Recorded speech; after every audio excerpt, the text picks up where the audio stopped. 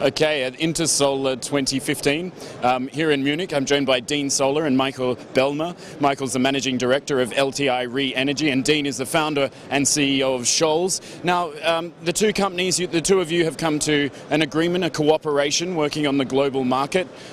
First of all, what was the motivation behind it? Why did you decide to hook up in this way? You want to take that one? I'm happy to take that one. So with LTI ReEnergy, we have the most efficient inverters in the industry. We are very much focusing on central inverters, and we have a very compact design. So we go for collaboration. We are building the heart, the central unit, and partners of ours in the US, Shoals, are doing cabinets and stations for us. We wrap it and send it out to the customers and our reps and warranties. And we love to partner with successful companies like Dean's in the regions to collaborate and serve the market for the good of the customer. Second thing is, I think we are looking at optimization of the whole system, right? And Dean, perhaps you want to add on that one? Sure. So with what LTI has is they have a 350 kW string inverter that plugs into the box, so it just multiplies by 350 kW that goes into the central. You tie that to our new BLA harness. We have a solution that sells quickly, integrates quickly, eliminates combiner boxes, and expands all over the world. So we're starting in the US, but we're expanding in the MENA region, North Africa, and it's a solution that works for both of us.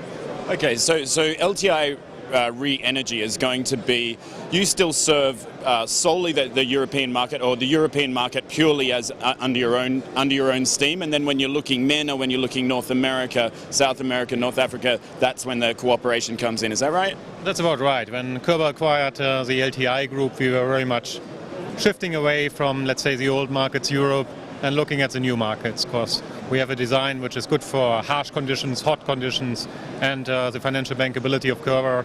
It's a foundation hold structure.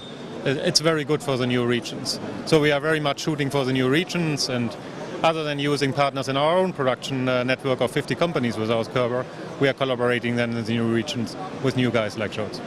Well, always when you see an acquisition in the industry, I know this is just a partnership, not an acquisition, but culture is incredibly important. How do the two cultures, the two organizations mesh together? How would you explain that? Suits meet casual. And that works together?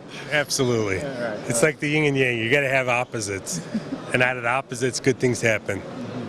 Common things are perhaps engineering skills. I think this company is as engineering driven as us, and that's really the base for the cooperation as well. Okay. But and in terms of the technology then, marrying the two different parts of the technology together, have there been particular challenges through that, or have you learned through the process?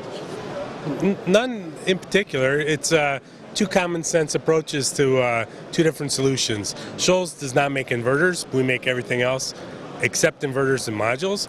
So for us, it was a good solution to have a 350 kW block inverter that we could then put into an enclosure to sell as a final product. I suppose, Michael, there's a lot of talk now about price pressure in the inverter market. How competitive are you seeing the market at the moment? I think there's a clear understanding that with bigger projects, of course, price will erode slightly. But I think we have seen the worst in past time. But also important, I mean, it's more about system optimization costs, and that's where we believe our inverters playing a role, right? We as an engineering company are looking on the production of the component, but we are much more looking at how it fits into the integration of the system. And that's perhaps even more and one of the strongest points in cooperating with Shoals, right?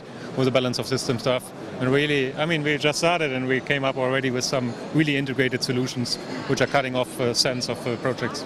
Okay, well, turning our attention to Europe then, you described it earlier, Michael, as a historic market. The historic markets of Europe, they seem to be rather weak, is my initial impression, if you're looking out to 2016 perhaps, with the UK receding a little bit, France receding as well. What's your reading on the European markets? How much good business can be done here?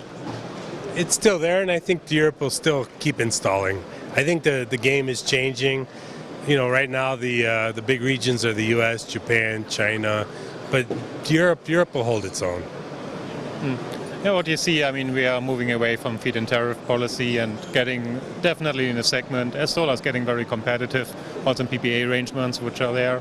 So now we're believing that Southern Europe is coming back at one point of time, yeah. But for the time being, we are looking, let's say, really MENA, Africa, Southeast Asia, South America. And then perhaps 3 years' time from now, we will see big projects in Southern Europe happening again, maybe. Okay, well, the BoS odd couple, I suppose. LTI ReEnergy and Shoals getting together. Thanks very much for your time, gentlemen. My pleasure. Thank you. Thank you, sir.